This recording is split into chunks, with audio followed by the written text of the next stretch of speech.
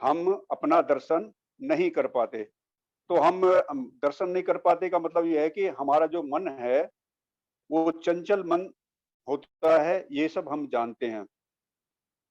अपना दर्शन के मेरा तात्पर्य ये है कि हम अपने संपर्क में नहीं रहते और अपने संपर्क में नहीं रहते, इसका मतलब ये है कि या तो हम भूतकाल में रहते हैं या भविष्य की कल्पनाओं में रहते हैं। वर्तमान की जो सच्चाई है, उसका हम अनुभव नहीं लेते और ये वर्तमान की सच्चाई क्या है और वर्तमान में रहने का अभ्यास क्या है, हमारा मन जो है किस तरह से कार्य करता है, कुछ मोटी-मोटी बातें मैं इस तरह बताने का मैं प्रयास करता हूँ और हमारे मन का जो संपर्क है, वो क्यों नहीं हो पाता अपने मतलब वर्तमान से संपर्क क्यों नहीं हो पाता या हम अपने संपर्क में क्यों नहीं रह पाते। तो ये कुछ बातें हैं जो मैं आप लोगों के सामने थोड़े समय में मैं रखने का मैं प्रयास करूँगा। तो सबसे पहली बात ये है कि हम अपने संपर्क में नहीं रहते, तो फिर हम किसके संपर्क में रहते हैं?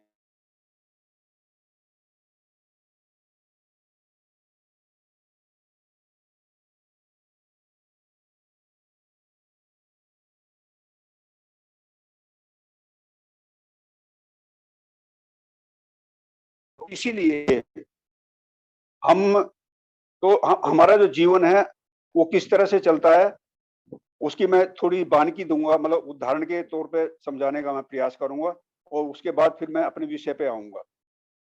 तो नॉर्मली तरीके से जैसे हम सुबह के टाइम रात को अच्छी नींद ली और सुबह को हम उठते हैं। उठने के बाद अ, अपने जो दैनिक जो कार्य होते हैं, उसे निवृत्त होने के साथ-साथ हमें मतलब किस तरह से हमारा मन जाता है। हमारा मन जाता है सुबह उठते ही निवृत्त होने के बाद नाश्ता करते हैं, पेपर पढ़ते हैं, मोबाइल देखते हैं या अन्य कोई समाचार सुनते हैं। तो ये सब कुछ सुनने के बाद तो हमारा मन कैसा हो जाता है? हमारा मन जो है वो नेगेटिव बन जाता है। नेगेटिव मतलब बहुत सारी बातें हमारे मन के ऊपर वो ऐसी छाप छोड़ते हैं। समाचारों में देखेंगे या हम मोबाइल पे देखेंगे तो बहुत सारी नेगेटिव बातें मिलती हैं। बहुत सारी जो हमारे मन को विचलित करती हैं, अकुशल करती हैं। या समाचार किस तरह के होंगे? राजनीति से प्रेरित होंगे। समाचार कैसे होंगे? व्यभिचार से रिलेटेड ऐसे समाचार होंगे, कहीं अत्याचार के समाचार होते हैं, कहीं कैसे समाचार होते हैं। तो इस तरह के समाचार आते रहते हैं। फिर बाद में हमें पता लगता है कि पड़ोस में से किसी गाने की आवाज़ आती है, तो फिर हमारा जो मन है वो गाना बहुत पुराना होता है और इस तरह से हमारा मन कहाँ चला जाता है, उस जो मधुर संगीत में मधुर संगीत में सुनने को हमारा मन बहुत आतुर रहता है, गाने सुनने शुरू कर देते हैं। और जब वो गाना एक गाना बंद हुआ, फिर दूसरा गाना चालू हुआ, फिर हम सोचते हैं कि क्यों ना अपने मोबाइल से, अपने उससे क्यों ना इस गाने को सुना जाए, फिर गाने के उसमें हम बिज़ी हो जाते हैं। इसके बाद क्या होता है, गाना सुन ही रहे होते हैं कि फिर बाद में हमारे मोबाइल की बेल बजती है, हम देखते हैं कि कोई हमारा बहुत पुराना साथी, जिसे हम सालों से हम मिले नहीं हैं, हमारा एक एक तरह से ना क्लास फेलो है बहुत पुराना, 15-20 साल पुराना, 25 साल, 30 साल पुराना हमारा साथी है। तो उसकी आवाज़ को हम सुनते हैं तो हमें एकदम बहुत खुशी मिल जाती है। ये आपने देखा भी होगा, प्रैक्टिकली भी देखा होगा कि जो हमारे पुराने बहुत पुराने क्लास फेलो पुराने साथी हमें मिलते हैं, तो निश्चित रूप से हमें बहुत खुशी होती है। इतनी खुशी होती है कि उसको अ, आप बयान नहीं कर सकते और फिर हम उसकी बातों में लग जाते हैं। बातों में लगने के बाद वो टाइम निकल जाता है, आधा घंटा हो जाता है, 40 मिनट हो जाते हैं वो बात का ऐसा लगता है कि उससे बात ही करते रहें। फिर उसके बाद पता लगता है कि ठीक है चलो बाद में मिलेंगे। वो उससे जय भीम, नमस्ते वगैरह होती है। इसके बाद फिर क्या करता है आदमी फिर थोड़ी देर हो गई यार ठीक है यार चाय पी जाए दोबारा। तो फिर चाय के लिए वो जाता है, चाय रख देता है। इतने में क्या होता है कि फिर दोबारा से गेट पे कोई आ जाता है। वो भी कोई ऐसा साथी आता है बहुत प्रिय, अपना दोस्त होता है। तो वो तो चाय का पानी उधर उबलता रहता है और हम अपने दोस्त की बातों में मशगूल हो जाते हैं। बहुत सारा टाइम हमारा उसकी बातों में चला जाता है। इतने में पता लगा कि इनको यार चल तुम्हें चाय पिलाते हैं। वहाँ रसोई में जाते देखते हैं, वो चाय का पानी भी खत्म हो जाता है, वो केतली भी जलती रहती है। जिस बर्तन में हम पानी रखते हैं चाय बनाने के लिए, वो भी जल जाता है। तो इस तरह का ये हमारा जीवन है और तो ये पूरी दैनिकचर्या हमारी क्या पूरा दिन इसी तरह निकलता है। लेकिन ये क्या हमारा संपर्क किससे होता है? बाह्य होता है। कभी-कभी विचारों में चला जाता है, कभी दोस्तों में चला जाता है, कभी बहुत सारी घटनाओं को सुन-सुन के, कभी आस-पास की बातों को सुनने में चला जाता है और बहुत सारी जो होता है ना, ये आलोचनाओं वाला रस जो होता है, आलोचना का रस, वो सबसे प्रिय लगता है। जैसे लेडीज़ होती हैं, जेंट्स होते हैं। तो मैंने एक बार क्या है कि अ, अपने प्रवचन में ये बता दिया था कि लेडीज़ की हैबिट होती है कि आलोचना करना, जब भी 4 इकट्ठी हो जाती हैं, आलोचना करना शुरू हो जाती हैं। तो और उनको बहुत बुरा लगा था कि लेडीज़ नहीं, जेंट्स में भी हैबिट होती है। मैंने मान लिया कि हाँ, जेंट्स में भी हैबिट होती है। तो ये आलोचना जो इस तरह का दौर होता है कि आदमी बार-बार उसी में रम जाता है, उसी में। तो ये हमारा जीवन है। तो इस तरह का हमारा मन कार्य करता है, हमेशा बाह्य ही बाह्य रहता है। तो ये तो एक छोटी-सी झलक मैंने बताने का आपको प्रयास किया है। तो ये फिर हमारा मन जो है वास्तव में हमारे संपर्क में क्यों नहीं रहता? ये बाह्य संपर्क में क्यों रहता है? तो इसको मैं बताने का मैं प्रयास करूँगा। तो ये जो हमारा जो मन है, ये फिर किस-किस तरह से काम करता है, ये मैंने छोटा-सा एग्ज़ाम्पल के द्वारा बताया। और लेकिन हम धर्म के हिसाब से, बौद्ध धर्म के हिसाब से, जो हमें जैसे हम ध्यान करते हैं, ध्यान करते समय हमें क्या होता है कि अ 5 तरह की बाधाएँ आती हैं। 5 तरह की 5 हिंड्रेंस कहना चाहिए। कई नामों से इसको पुकारा जाता है कि वो हमें परेशान करती है, या कहना चाहिए वो हमें वर्तमान में रहने रहने नहीं देती, ये 5 जो बाधाएँ हैं। हम वर्तमान में आने का प्रयास भी करें, लेकिन फिर भी हम वर्तमान में नहीं आ पाते। तो इसका कारण यही है कि हम 5 बाधाएँ, वो 5 बाधाएँ कौन-कौन सी हैं? तो सबसे पहली जो बाधा होती है आदमी की, वो होती है एक तरह से लालच कह लो चाहिए, या आसक्ति कह लो, मतलब सांसारिक आसक्ति, काम छंद। काम छंद इसका सही सही नाम जो काम छंद कह सकते हैं। तो ये काम छंद क्या है? तो कामछंद का जो शाब्दिक अर्थ है, मतलब सांसारिक आसक्ति। ये जो संसार है, ये जो हमें, अब ये संसार की आसक्ति क्या है? हमें चीज़ों को साथ बने रहने का हमारा मन करता है। हमें बहुत सी चीज़ें हैं, जैसे खाने की चीज़ें हैं, वो उनको बार-बार ग्रहण करने का मन करता है। बहुत सी सुंदर वस्तुएँ हैं, सुंदर चीज़ें हैं। तो संसार की जो ब्यूटी है, उसको साथ रखने का, उसको भोगने का, तो हमारा मन ऐसी बातों में ही रमा रहता है। तो ऐसा ये काम छंद कहलाता है। पूरे संसार की आसक्ति, और इस आसक्ति में सभी कुछ आ जाता है। हमारी इच्छाएँ आ जाती हैं, संसार को भोगने की इच्छा होती है। तो ये सब काम छंद कहलाता है। इसमें तो मतलब कहने का मतलब है कि हमारा मन कहाँ रहता है? संसार में रमा रहता है। हम और किस तरह से करता है ये विचारों की श्रृंखला, या कैसे कामचन कैसे आता है? जैसे अ, आकाश में जो बादल होते हैं, आकाश में बादल एक गया, फिर दूसरा आया, फिर तीसरा आया। इस तरह से विचारों की श्रृंखला, या हमारे काम छंद की जो बातें हैं, वो एक को छोड़ के फिर दूसरे को, फिर तीसरे को, इस तरह से ये हमारे मन की जो प्रवृत्ति है, मन का जो एक तरह से ये आदत है, वो ऐसी लगी रहती है और इस तरह से वो जाता रहता है, काम छंद में जाता है। इसके बाद आता है, क्योंकि मेन जो है वो काम छंद ही है मुख्य, और इसके साथ ही जो है इसका छोटा भाई है, मतलब ये है तो इसके बाद इसका भाई भी आ जाता है। तो इसका भाई कौन-सा है? इसका भाई है द्वेष, या कहना चाहिए मतलब हाँ, जब हमें हमारी काम मतलब आसक्ति पूरी नहीं होती, या कहना चाहिए जो जिस वस्तु को या जिस चीज को हम पसंद करते हैं, उसको हम प्राप्त करना चाहते हैं, और उस प्राप्ति में जो भी बाधक है, उसके प्रति हमारा क्या होता है, वो द्वेष, गुस्सा आता है।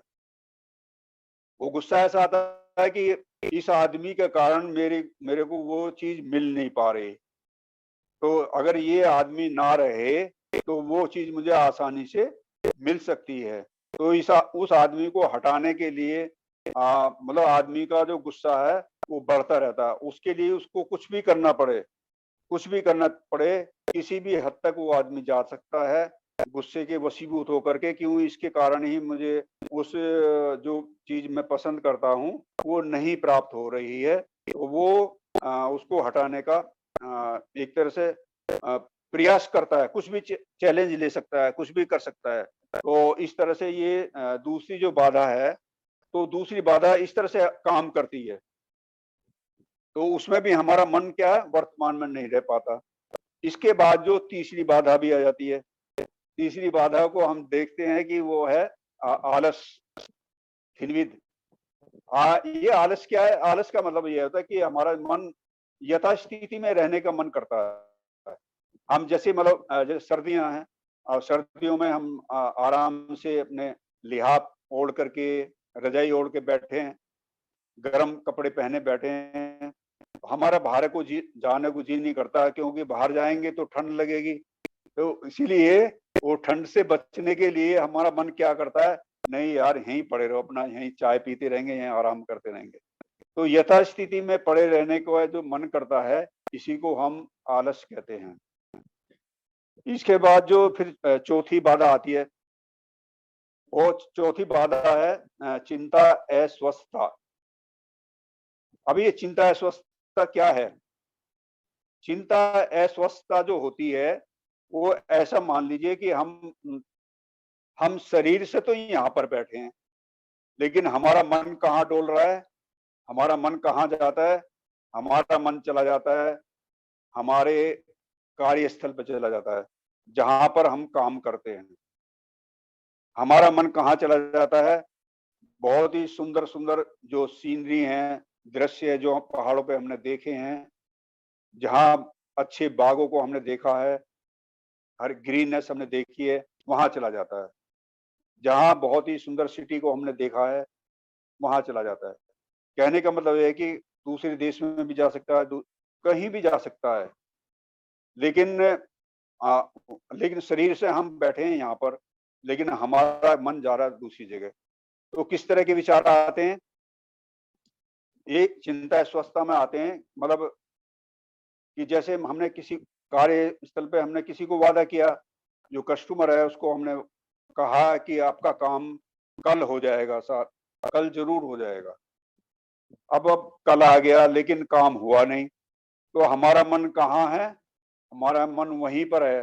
हम चिंता करते रहते हैं कि मतलब मैंने वादा किया था लेकिन काम हुआ नहीं। कि फिर हम बहाने के लिए ढूंढते हैं, कौन सा बहाना बनाया जाए, कौन सी बात रखी जाए जिससे कि वो कन्विंस हो जाए। और या तो कहेगा मेरी तबीयत खराब हो गई थी, कहीं बच्चे की तबीयत खराब हो गई थी, इस तरह की इस तरह के बहाने ढूंढ करके वो दूसरों को कन्विंस करने का प्रयास करता। तो इस और भी इसी तरह की जो बातें हैं, तो वो सब चिंता अस्वस्थता में आती हैं। तो चिंता अस्वस्थता का मतलब ये होता है कि मैं कल को क्या, बॉस ने जैसे बहुत सारी बातें ऐसी होती हैं, बॉस ने कहा नको आपको ये काम करके जाना है, नहीं तो परसों आपको, कल तक तो जरूर करना, नहीं तो आपको परेशानी हो जाएगी। मैं लेटर आपको जो है लेटर थमा दूंगा, मैं 100 कॉज नोटिस दे दूंगा, आपने ये काम क्यों नहीं किया। तो वो काम नहीं होता, किसी भी कारण से काम नहीं हो पाता, या तो कार्य समझ में नहीं आता, या काम ज्यादा है तब नहीं हो पाता। तब भी आदमी आदमी इस तरह के प्रेशर में रहता है, तो इसी को चिंता अस्वस्थता कह सकते हैं। तो उसको आदमी को चिंता बाहर की सता रही है, शरीर से यहाँ बैठा हुआ है। ऐसी बहुत सारे एक्सीडेंट भी इसी तरह होते हैं आदमी के। शरीर से तो वाहन चला रहा है, मन जो घर जा रहा है दूसरी जगह जा रहा है। तो ऐसे जाने से क्या होता है कि हमारे एक्सीडेंट हो जाते हैं। तो ये क्या है, सब चिंता अस्वस्थता कहलाती है। उसके बाद जो है 5वीं और अंतिम जो बाधा है वो भी बहुत खतरनाक है। तो वो बाधा क्या है? उसे कहते हैं शंका कुशंका, डाउट्स। तो आदमी को डाउट्स किस पे आता है? आदमी को डाउट्स आता है, दूसरे लोगों पे डाउट्स आता है, आदमी को डाउट्स आता है, अपने आप पे डाउट्स आता है। अपने आप पे किस तरह डाउट आता है कि मैं बहुत दिन से मैं ध्यान भी कर रहा हूँ, बहुत दिन से मैं अध्ययन भी कर रहा हूँ, बहुत दिन से लोगों से मिल भी रहा हूँ, कल्याण मित्र से भी संपर्क करता हूँ, लोगों से भी मिलता हूँ, लेकिन मेरा जो विकास है, मानसिक विकास मुझे दिखाई नहीं देता, मुझे हो नहीं रहा मेरा विकास। पता नहीं मेरे को विकास होगा भी या नहीं होगा। तो इस तरह के जो डाउट्स हैं, वो आदमी को सताते रहते हैं। आदमी को बुद्ध की शिक्षाओं पर भी डाउट आता है।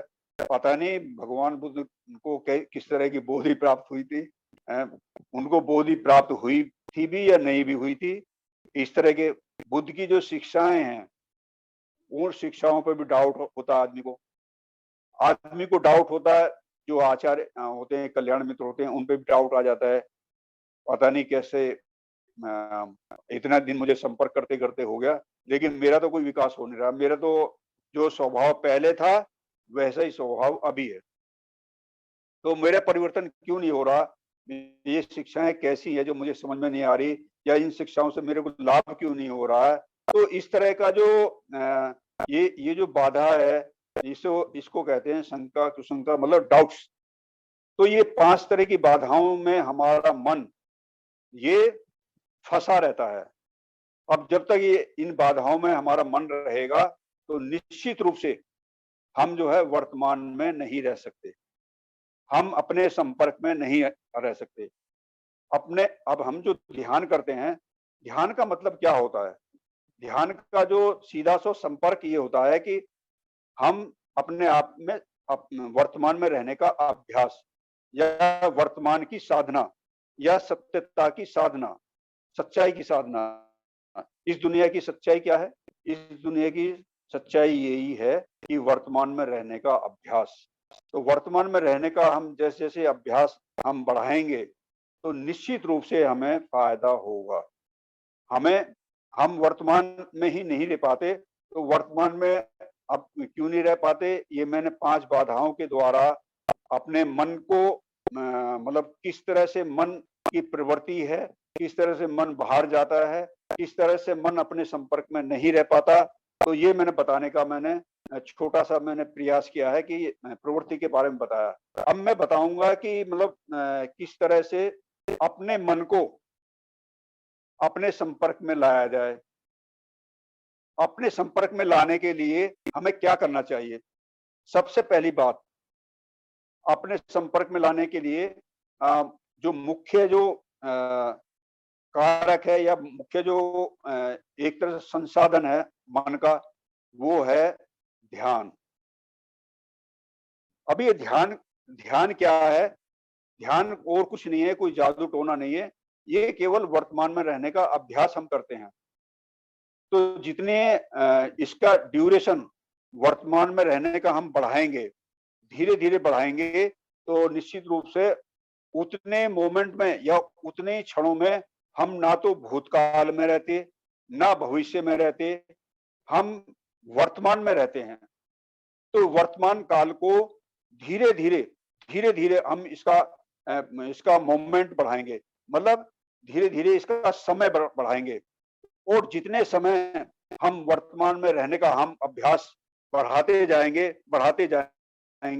एक समय ऐसा आएगा कि हमारा मन वर्तमान में रहने का अभ्यस्त होने लगेगा, और जब वर्तमान में अभ्यस्त होने लगेगा, तो निश्चित मानिए आपके अंदर कई चेंजेज आएँगे, कई आदतों का आपका परिवर्तन आएगा। तो वो आदत कौन-कौन सी चेंज होंगी? सबसे पहली बात तो ये है कि आपके अंदर बहुत ही अच्छा गुण आएगा, मैत्ता भावना का गुण आएगा। और जिस आदमी के अंदर मैत्ता भावना के जो गुण होते हैं, हर एक आदमी के अंदर होते हैं।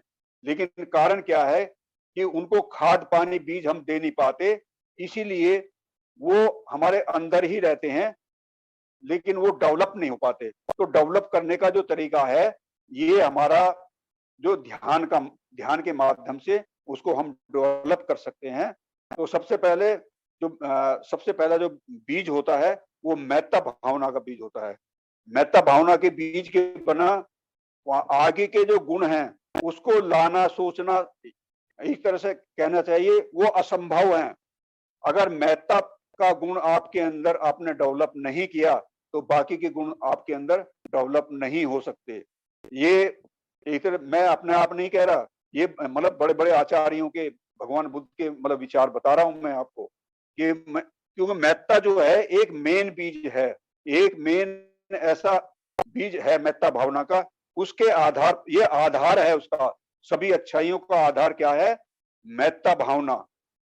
अगर मैत्ता भावना का स्राव सही तरह से हमने डेवलप कर लिया, तो मैं कहता हूँ, एक तो वर्तमान में रहने का अभ्यास आपको हो जाएगा।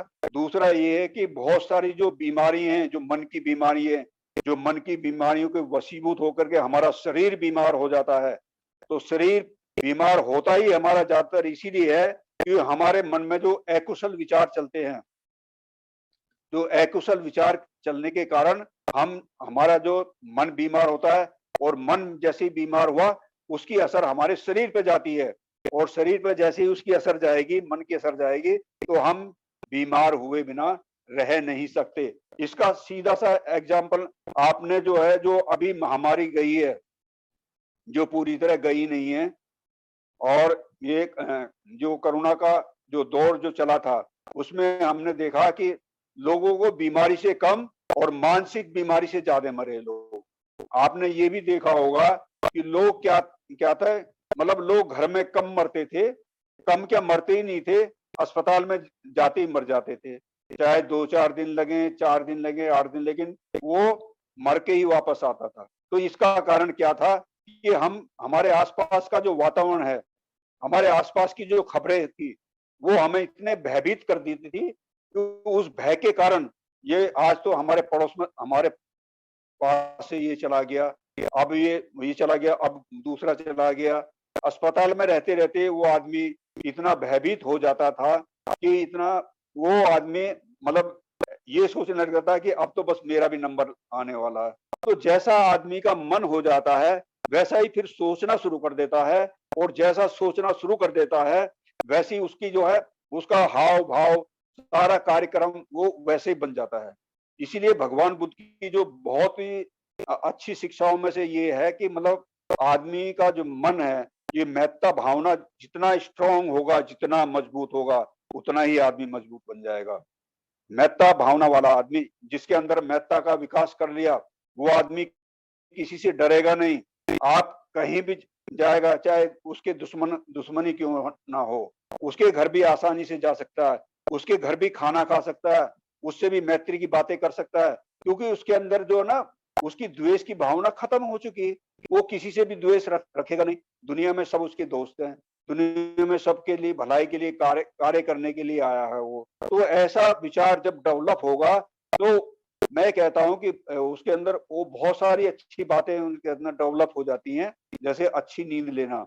हम हमारे अंदर आपने देखा होगा कि बहुत समय तक आदमी को ऐसे विचार श्रृंखला चलती रहती है। एक विचार गया ना, फिर दूसरा, तीसरा, उसकी आधी रात हो जाती है, 1 बज जाता है, 2 बज जाता है, लेकिन नींद ही नहीं आती। नींद क्यों नहीं आती? वो अपने आप को देख नहीं पाता, अपने संपर्क में रह नहीं पाता, और संपर्क में किसके? नेगेटिव विचारों के। हम ध्यान से देख नहीं पाते हमारा संपर्क किससे है। तो इसीलिए ध्यान बहुत जरूरी है। ध्यान के माध्यम से हम अपने संपर्क में या वर्तमान में हम रह सकते हैं। ये बहुत बड़ा दवाई का कैप्सूल है जो भगवान बुद्ध ने हमें दिया है। तो निश्चित रूप से हमें इसका इस्तेमाल करना चाहिए। अगर हम इसका इस्तेमाल नहीं करेंगे, तो हम वर्तमान में नहीं रह सकते।